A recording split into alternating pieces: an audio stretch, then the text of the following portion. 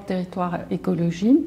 Alors effectivement, c'est une liste qui a réussi l'union de 7 partis ou mouvements. Donc vous avez cité le Parti radical de gauche auquel j'appartiens. Nous avons avec nous Région et Peuple solidaire. Le numéro 2 de la liste est donc une députée européenne actuellement qui s'appelle Lydie Massard et qui appartient à cette formation. Nous avons Volt, qui est Volt, un parti pan-européen. Hein, c'est le seul parti qui a des adhérents dans tous les pays européens. Le MDP, nous avons aussi un mouvement qui s'appelle L'avenir n'attend pas, auquel appartient donc la numéro 4 de notre liste, Juliette Méadel, qui est une ancienne ministre.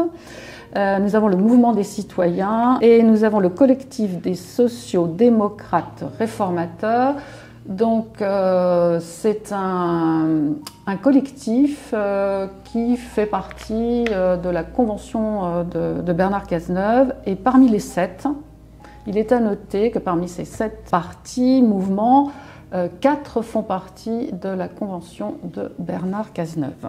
On est quand même surpris, quand on connaît un petit peu l'histoire politique du Parti radical de gauche, hein, parce qu'il y a un autre parti radical de droite qui est sur la liste de Renaissance, on est quand même surpris de vous voir pas associé avec le grand parti socialiste et donc avec Place Publique de Raphaël Glucksmann. Alors pourquoi avoir déserté vos alliés habituels ? Vous savez que depuis les législatives, nous avons un petit sujet avec le Parti socialiste d'Olivier Faure, en 5 lettres. Ouais. Oui, vous l'avez bien dit. C'est NUPES, c'est ça. C'est effectivement le fait que le Parti socialiste se soit allié avec LFI. Aujourd'hui, pour ces européennes, Olivier Faure nous dit qu'il y a un moratoire avec LFI. Alors un moratoire, pour moi, c'est pas une séparation. Ça veut dire que peut-être, dans des scrutins prochains, on va pouvoir renouer un partenariat avec LFI afin, comme c'était la stratégie pour les législatives, de conserver certains sièges. Et pour nous, c'est une attitude qui nous heurte. C'est un message qui n'est pas clair, je trouve, pour les électeurs. Quant à Raphaël Glucksmann, qui n'est pas au PS et qui est Place Publique, et qui est la tête de liste et qui est vraiment emblématique, et quelqu'un qui a fait un excellent travail à l'Europe, on est aussi surpris, déçus, parce qu'il n'y a pas si longtemps, Raphaël Glucksmann avait notre position, c'est-à-dire il était hors de question de la NUP, il avait aussi beaucoup de réticence, et il disait qu'il n'était pas question de travailler dans cette coalition à gauche. D'ailleurs, lors de dernière émission télévisée, il a demandé à la NUPES de lui lâcher, à LFI, de lui lâcher les baskets. Parce que le discours de LFI, c'est un discours très anti-Front National, mais c'est un peu normal, mais très anti-Place Publique et Parti Socialiste. Voilà, donc c'est un peu contradictoire, et je me mets à la place effectivement des citoyens et des citoyennes, et je comprends pas bien comment on peut donner envie d'aller voter ou s'étonner qu'il y ait de l'abstention quand on a des positions qui sont pas claires, quoi. À un moment c'est comme ça, le lendemain c'est autrement. Pourquoi est-ce qu'on part, nous, avec une liste et qu'on n'a pas rejoint d'autres partenaires de gauche classiques, c'est que on a fait des tentatives de rapprochement, en particulier d'une part avec un petit peu la famille qu'on s'était choisie, qui est le mouvement de la Convention de Cazeneuve, Et on aurait aimé qu'effectivement, à partir de la Convention, on puisse avoir une liste. Donc ça n'a pas été possible. Et puis, Guillaume Lacroix a aussi, qui est la tête de liste de votre liste et président du PRG, a rencontré Raphaël Glucksmann. Donc, c'est pas nous qui avons refusé.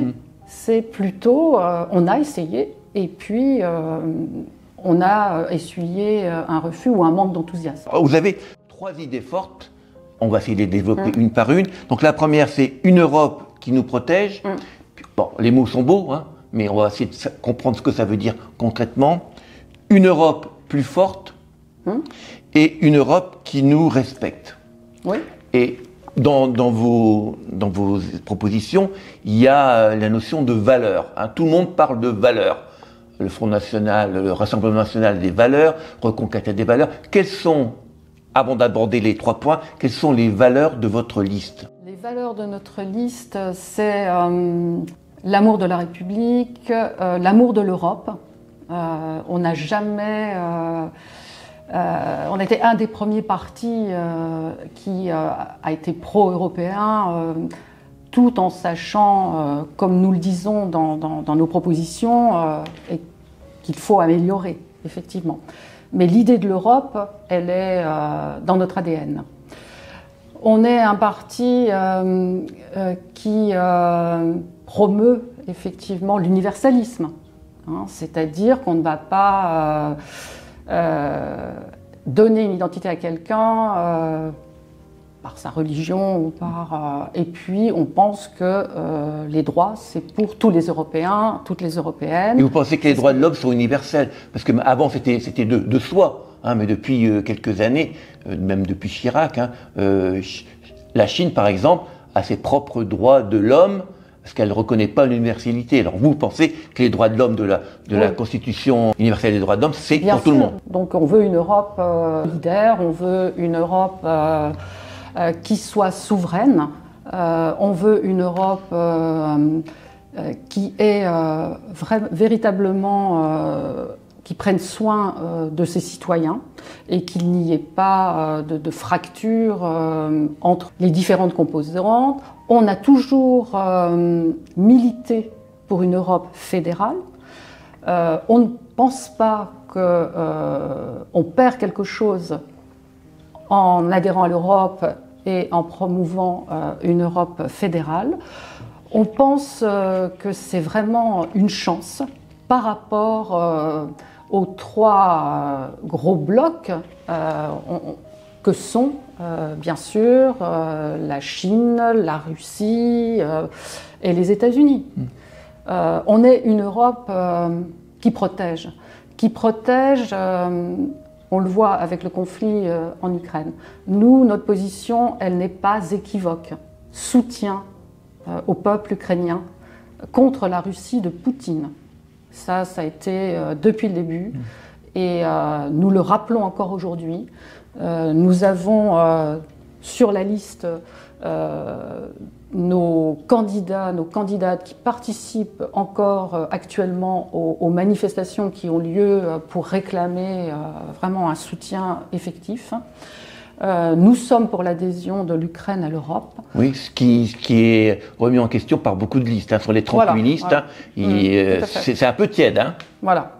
Les Républicains, par exemple, ils sont tout à fait contre. Vous voulez, justement, je vous donne un peu ce qui nous caractérise. Par rapport à Gaza, quelle est votre position? Ne fait pas de différence. Une vie égale une vie. Et l'attaque de populations civiles, le déplacement, c'est absolument intolérable. Mais nous n'oublions pas l'attaque du 7 octobre, les otages. Et puis, on s'inquiète véritablement de cette montée de l'antisémitisme. Moi, ce matin, j'ai reçu un post, réponse à un post que j'avais mis, qui m'a fait froid dans le dos. Qui m'a fait froid dans le dos sur les Juifs, et qui parlait des Juifs, alors c'était assez étonnant, des Juifs d'extrême droite, en citant Zemmour. Donc il y a quelque chose dans notre pays, effectivement, j'en avais pas pris la mesure directement avant de recevoir personnellement ce poste. Quelle est votre position par rapport à la défense européenne? Une armée européenne, un consensus militaro-européen, une sorte d'OTAN européen, quelle est votre position? Alors nous, on est pour une défense européenne. C'est donc une des propositions qui est pour notre liste. Donc ce qu'on veut, c'est une coopération renforcée des armées nationales, une politique commune d'armement, une mise en œuvre d'une politique de cyberdéfense. Ce qu'on constatait jusqu'à maintenant, c'est que effectivement la France était quand même pas mal sollicitée au niveau européen, et donc on veut un rééquilibrage, mais on veut une défense européenne. De toute façon, c'est quand même évident. Vu le contexte international que nous vivons, vu les incertitudes par rapport aux élections aux États-Unis.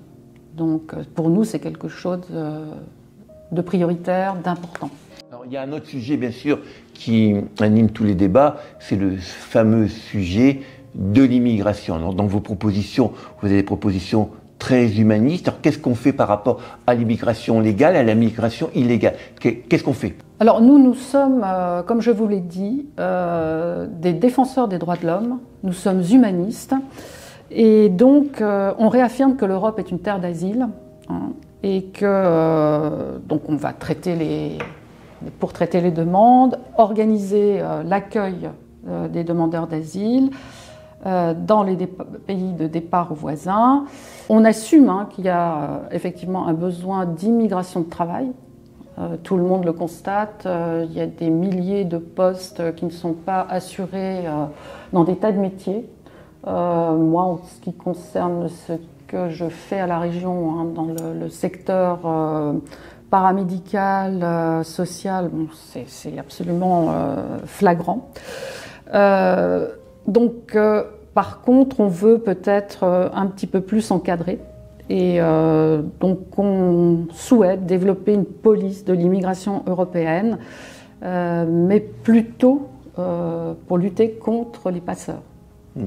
Et puis, vraiment faire des enquêtes sur les demandes des ressortissants de pays non sûrs, c'est-à-dire où les droits de l'homme ne sont pas respectés, où il y a des guerres. Moi, je me refuse effectivement à globaliser, c'est-à-dire à déshumaniser et de parler de l'immigration et des migrants. Donc, je crois qu'il y a un grand fantasme aussi organisé par l'extrême droite pour prospérer, pour créer la peur, voilà. Moi, je ne dis pas que l'immigration, c'est la délinquance, c'est la criminalité. Le viol. C'est le viol. La pédophilie. C'est le narcotrafic. Voilà, on supprime l'immigration dont on a besoin, parce que démographiquement, on voit bien qu'on est plutôt sur une société vieillissante, qui aura besoin d'être prise en charge et qu'il y aura moins en moins d'actifs. Non, je peux pas aller dans ce sens caricatural de trouver le bouc émissaire. Après, je ne suis pas non plus angélique, je ne suis pas naïve, et des actes effectivement de délinquance et de criminalité, bien évidemment, doivent être punis. Mais si nous accueillons bien, pour moi, les migrants, et s'il y a une bonne répartition dans les pays européens, si on les accueille bien, je ne vois pas pourquoi il y aurait de la criminalité. Au nom de la liste Europe, Territoire, Écologie, une liste d'unions, de partis ou d'associations à gauche, humanistes, pourquoi, vous n'êtes pas connu, pourquoi faut-il voter le 9 juin pour vous? On n'est pas connu, première réponse, parce qu'on ne nous donne pas la parole. Guillaume Lacroix n'est pas connu, effectivement, parce qu'il n'a peut-être pas le bon réseau. Voilà. Donc, qui est Guillaume Lacroix? C'est un Il a 48 ans, il réside à Bourg-en-Bresse, il est conseiller régional Auvergne-Rhône-Alpes et il est président du Parti radical de gauche depuis pas mal d'années, militant depuis pas mal d'années. C'est quelqu'un qui n'est pas issu des beaux quartiers, ni il n'a pas fait Sciences Po, il n'a pas fait... voilà. Alors pourquoi faut-il voter pour votre liste? Bon, vous avez décrit un peu la tête de liste. Parce qu'on est vraiment une liste qui s'attaque au concret, c'est-à-dire les problèmes des Français. Et des Européens. On a choisi des Français et des Européens, excusez-moi. C'est quoi le concret? C'est les médicaments. Dans tous les pays européens, vous êtes confrontés à des ruptures de stock et puis à des pénuries, ce qui est quand même absolument hallucinant de nos jours. Alors vous proposez dans votre proposition un Airbus de médicaments et j'ai vu que Marine Le Pen a repris le terme. Alors oui, je crois que Marie Toussaint a été la première à reprendre ce terme. Airbus du médicament, qu'est-ce que ça veut dire? Ça veut dire... que ce qu'on a fait pour l'aéronautique, ce qu'on a fait dans d'autres domaines, dans l'aérospatial, on est capable de le faire dans le domaine de l'industrie pharmaceutique et de la recherche. Voilà. Ceci, effectivement, en poussant vraiment la recherche au niveau de l'Europe, en donnant des moyens et en mutualisant tout ce qu'on sait faire. Tout le potentiel européen. Tout ce qu'on sait faire. Et on peut rivaliser par rapport aux pays vers lesquels on s'approvisionne encore aujourd'hui, que ce soit la Chine, l'Inde ou un peu moins les États-Unis. Il faut absolument qu'on garde nos laboratoires en Europe. Donc il y a, par exemple, on a beaucoup parlé du laboratoire Biogarant. Donc on va essayer, visiblement, le gouvernement va essayer de maintenir en France, mais ça sera peut-être un autre laboratoire européen, et tant mieux. Une mesure aussi qui est très intéressante sur le logement, avec créer un statut de résident européen, c'est-à-dire ce à quoi sont confrontés tous les Européens aujourd'hui. Il faut qu'on ait un droit d'avoir un logement dans la ville dans laquelle on travaille. Pour nous, c'est une des mesures très concrètes. Combien de personnes, effectivement, sont condamnées parce que le prix de l'immobilier est très cher dans les métropoles, à vivre à l'extérieur, en milieu rural, être obligé de prendre sa voiture, et ça fait de la fatigue et des frais en plus. Donc on n'est pas du tout dans quelque chose d'égalitaire.